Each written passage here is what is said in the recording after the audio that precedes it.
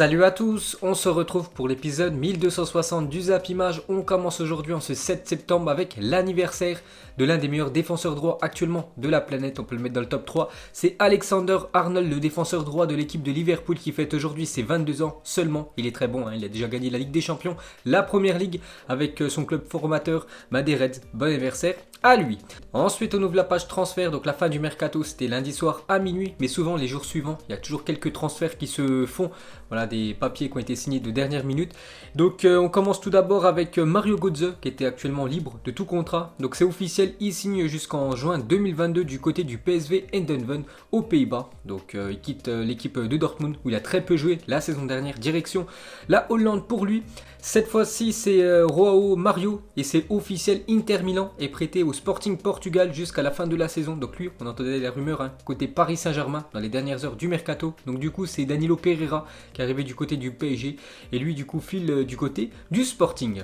Ensuite cette fois-ci un défenseur français, c'est Malang Sarr, un joueur de Chelsea qui est prêté au FC Porto. Donc la saison dernière il était du côté de Nice, il est en fin de contrat donc il a rejoint gratuitement cette équipe de Chelsea et pour qu'il ait un peu de temps de jeu. Donc Chelsea le prête du côté de Porto, donc direction le Portugal pour l'ancien niçois.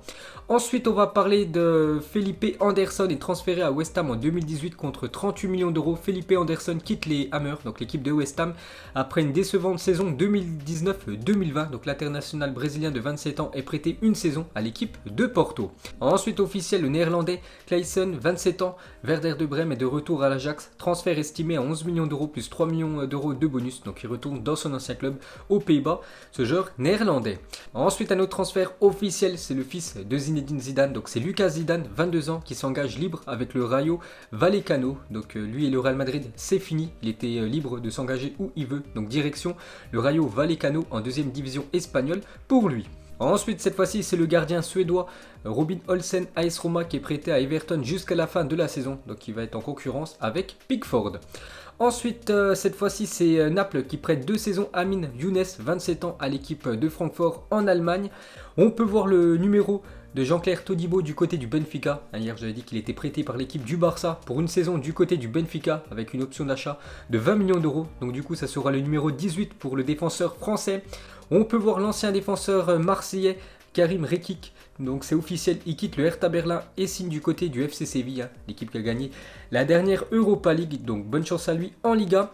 Donc on va faire le bilan de ce mercato 2020. Donc je pense qu'il y aura encore des infos transferts officiels demain, ou même dans les futurs jours. Mais on va faire le bilan, donc regardez le top 10 des joueurs les plus chers pour ce mercato estival, donc hors bonus. Donc il n'y a pas les bonus compris. Donc le joueur le plus cher c'est Kai Havertz, 80 millions d'euros. Donc plus 20 millions d'euros de bonus. Donc 80. Kai Havertz c'est le joueur le plus cher pour ce mercato 2020. Devant Arthur Melo, 72 millions d'euros. Victor Osimhen, 70 millions d'euros. Ruben Diaz, 68 millions d'euros. Il a été transféré du Benfica à l'équipe de Manchester City. On peut voir aussi Timo Werner qui a coûté très cher. Ben Chilwell aussi il a coûté très cher. Et même Thomas Partey qui a rejoint lui l'équipe de Arsenal. Cette fois-ci regardez le top 10 des équipes qui ont le plus dépensé. Et sans surprise, c'est l'équipe de Chelsea qui a quand même dépensé pendant ce mercato 2020 plus de 247 millions d'euros. C'est énorme avec toutes les arrivées qu'il y a eu du côté de Chelsea. Donc plus de 247 millions d'euros investis par cette équipe de Chelsea.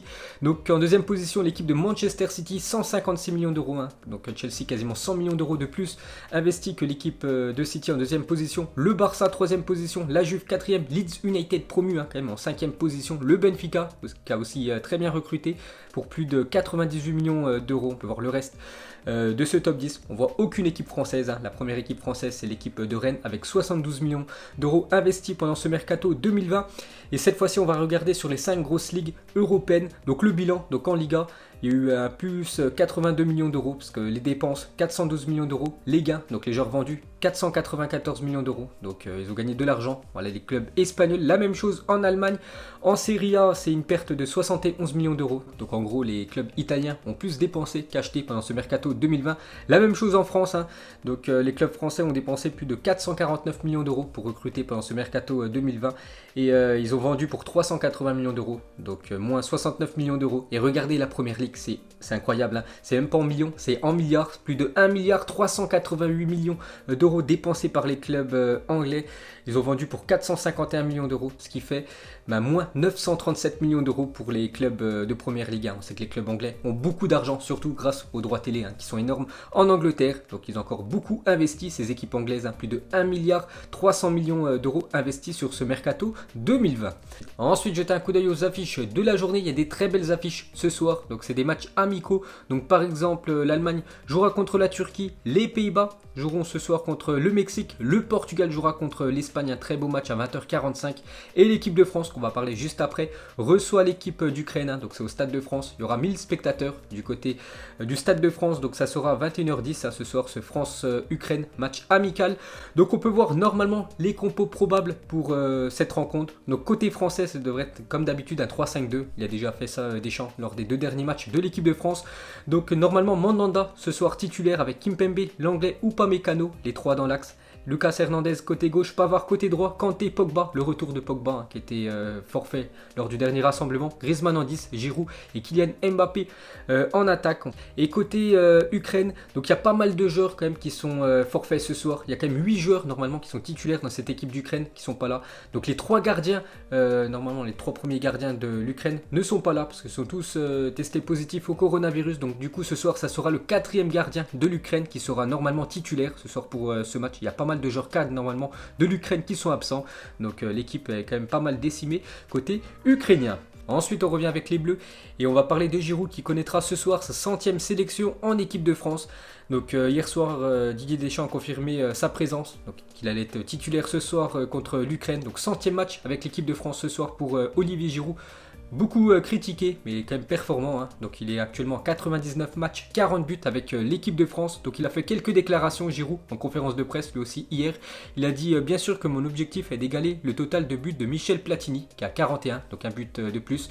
Le plus rapidement possible, ça serait un grand privilège, une immense fierté d'égaler la légende du football français. Donc voilà ce qu'il a dit Giroud sur Platini. Il a fait une autre déclaration sur Karim Benzema. Donc celle-là c'est sur RMC. Donc il y a quelques jours, il a dit Karim reste un joueur impressionnant de par sa qualité. Moi j'ai jamais eu de contentieux avec lui. L'histoire a voulu qu'on nous oppose. J'ai toujours une bonne entente avec lui. Beaucoup de respect mutuel de moi de ma part envers lui. Donc voilà la déclaration de Giroud envers Karim Benzema. C'est vrai que les deux sont souvent comparés. Ensuite on va parler de Kylian Mbappé. Normalement titulaire ce soir l'attaquant français. On peut voir qu'une série Netflix sur le premier club de Kylian Mbappé, donc l'AS Bondy, serait actuellement en préparation pour une diffusion courant 2021. L'accent devrait être mis sur le centre de formation du club U13 à U16, donc sympa. Donc dès que j'en sais plus, je vous dirai tout ça. Normalement, une série sur le premier club de Kylian Mbappé, l'AS Bondy, dans le 93. On continue avec le crack français. On peut voir hier des photos de lui avec le nouveau 3e maillot de l'équipe du Paris Saint-Germain qui a été dévoilé hier dans l'après-midi. Donc ça sera ça, ce futur 3e maillot du PSG avec une couleur principale, une couleur violette. Donc ça me fait penser au maillot du Qatar. Le Qatar, c'est quand même le propriétaire, on peut dire, du Paris Saint-Germain. On continue avec Kylian Mbappé, la star du Paris Saint-Germain, avec Neymar. Donc d'après Culture PSG, une déclaration de Ander Herrera, son collègue, souhaite vraiment que Mbappé ne finisse pas au Real. Il a dit: j'espère que Mbappé n'ira pas au Real Madrid l'année prochaine. J'aimerais beaucoup continuer à l'avoir comme partenaire et qu'il continue pendant de nombreuses années au Paris Saint-Germain. Donc nous Français, on espère tous que Kylian Mbappé continue en Ligue 1 parce que voilà, il faut garder les meilleurs joueurs pour vraiment maintenir la Ligue 1 à un bon niveau, parce que n'oubliez pas que la saison dernière, quand même 2 clubs français en demi-finale de Ligue des Champions. Donc il faut garder ces pépites, ces stars.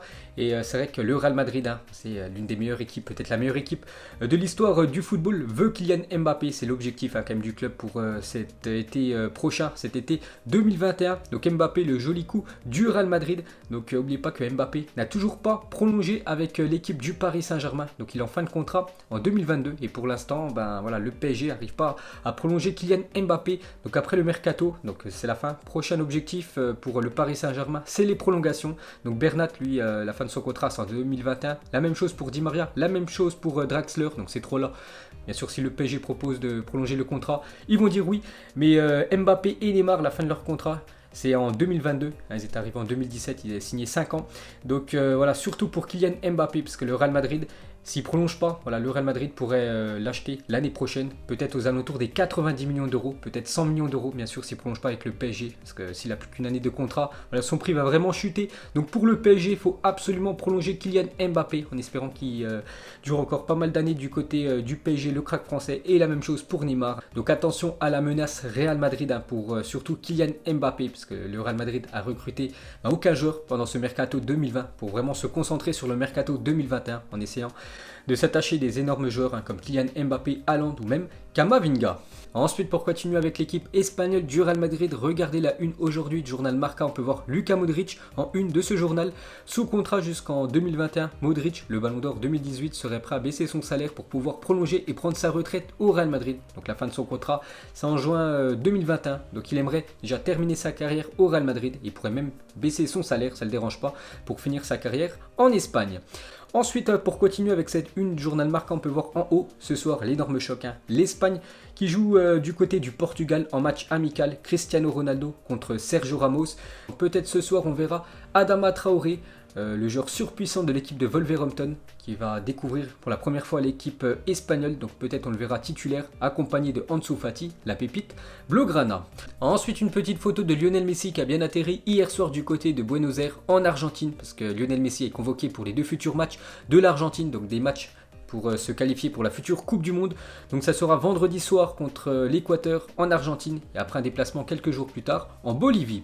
Ensuite on revient en Europe, on va parler du FC Barcelone qui annonce que Martin Braithwaite récupère le numéro 9 de Luis Suarez, vu que Suarez a quitté le club il y a quelques semaines pour prendre la direction de l'Atlético Madrid. Donc le numéro 9 était dispo, du coup c'est Martin Braithwaite qui récupère ce numéro. N'oubliez pas que ce numéro a été porté quand même du côté du FC Barcelone par Ronaldo le Brésilien, Romario, Eto'o, Kluivert, Suarez, Cruyff et même Ibrahimovic. Et maintenant c'est Martin Braithwaite, le numéro 9, Blaugrana. Ensuite on va parler de cette histoire qui se termine bien pour Jerry Key, qui porte le costume de la mascotte d'Arsenal nommée Gunnersaurus, a été licencié après 27 ans de bons et loyaux services. Cette nouvelle fait suite au plan social du club en conséquence aux pertes économiques liées au Covid-19. Donc il y a eu plus de 55 personnes qui travaillaient du côté de Arsenal qui ont été licenciées à cause du Covid.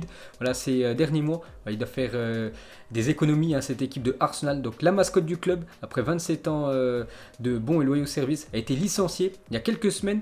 Donc n'oubliez pas quand même que Arsenal c'est quand même une équipe qui génère beaucoup d'argent. Donc hier Thomas Partey qui a signé pour 50 millions d'euros. Il va toucher quand même un salaire de 10 millions d'euros par an. Ils ne peuvent pas payer le salaire de la mascotte du club. Je ne sais pas c'est combien, peut-être j'en sais rien, 1500 euros. Je sais pas, je dis ça au pif. Donc on continue avec cette histoire. Donc les fans d'Arsenal ont lancé une cagnotte afin de sauver Gunnersaurus, la mascotte d'Arsenal licenciée pour permettre au club de réaliser des économies drastiques. À l'heure actuelle, plus de 4000 euros ont été récoltés. Donc déjà ça, c'est plutôt bien pour lui. Et encore mieux pour lui parce que Mesut Özil, le joueur allemand de l'équipe de Arsenal, a annoncé qu'il allait payer le salaire de Gunnersaurus, la mascotte d'Arsenal qui a été licenciée pour faire des économies. Donc Mesut Özil qui a beaucoup d'argent, il touche quand même plus de 20 millions d'euros du côté de Arsenal.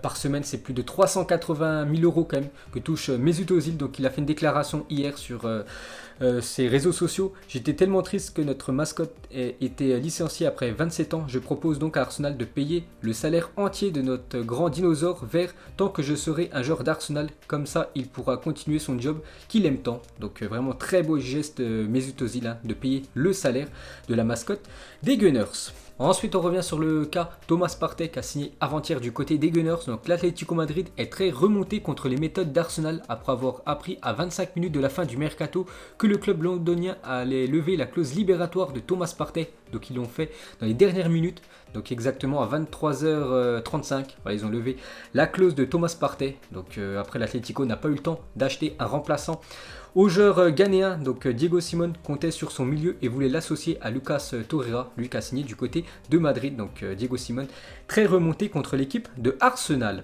Ensuite, on va parler du match Juventus-Napoli qui devait avoir lieu dimanche soir. Donc demain, le juge des sports donnera son verdict sur le match entre l'équipe de la Juventus et l'équipe de Naples. Il est fort possible que la Juventus l'emporte 3-0 sur tapis vert et que le Napoli soit pénalisé d'un point de son côté de Laurentiis. Donc le président de Naples est prêt à faire appel. Parce qu'oubliez pas que Naples ne s'était pas rendu du côté de Turin pour disputer cette rencontre. Donc aujourd'hui, on saura le verdict, hein, donc certainement la Juventus va gagner ce match 3-0 sur tapis vert. Ensuite des nouvelles de Bouna Sarr et Hansi Flick, donc premier entraînement pour l'ancien joueur de Marseille du côté du Bayern Munich, donc une petite photo de lui et son nouveau coach, et une déclaration de Bouna Sarr. Il a dit: le Bayern, on a joué contre eux en amical en pré-saison et ça s'est plutôt bien passé pour moi, j'avais réussi à montrer des choses intéressantes. Hansi Flick avait apprécié ma performance et par la suite il a dit qu'il me voulait, donc voilà pourquoi il a signé du côté du Bayern, le joueur marseillais. Ensuite on va parler de Liverpool qui compte désormais 18 joueurs étrangers dans l'équipe, plus que le nombre autorisé, donc c'est 17 le maximum. Donc l'un de Shaqiri ou Grujic sera exclu de la liste de l'équipe en Première Ligue et en Ligue des Champions. Donc Grujic, un joueur serbe, est le plus probable. Il aura seulement la chance de jouer avec les U23 parce qu'il y a trop de joueurs étrangers du côté des Reds. Donc ça sera certainement le joueur serbe qui ne pourra pas jouer avec l'équipe première de Liverpool cette saison. Ensuite, une bonne nouvelle parce que l'attaquant argentin Agüero est de retour à l'entraînement aujourd'hui après plusieurs mois de blessure. Il avait loupé tous les derniers matchs de Manchester City et il revient à l'entraînement Agüero. Donc on le verra certainement après la trêve internationale.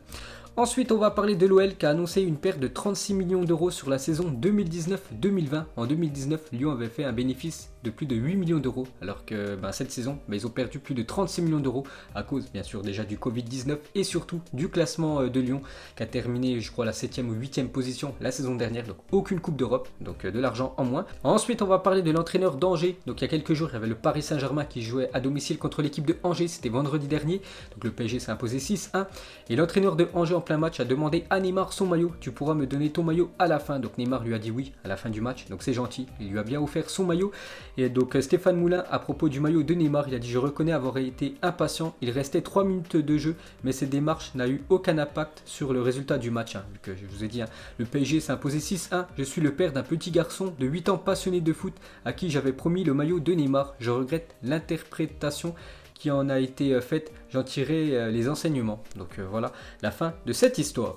Et on va terminer ce Zap Image 1260 avec le match ce soir de l'équipe de France qui reçoit l'Ukraine. Mettez-moi un prono en commentaire. Donc j'ai dit, côté ukrainien, il y a pas mal de joueurs cadres qui sont forfaits ce soir. Donc déjà je pars sur une victoire de l'équipe de France avec un gros score, je vais dire 5-1 pour l'équipe de France ce soir. Donc voilà les gars, la fin de ce Zap Image 1260. Donc si ça vous a plu, un petit like et je vous ferai l'épisode 1261 demain. Donc moi je vous laisse et je vous dis à la prochaine comme d'habitude. Ciao à tous.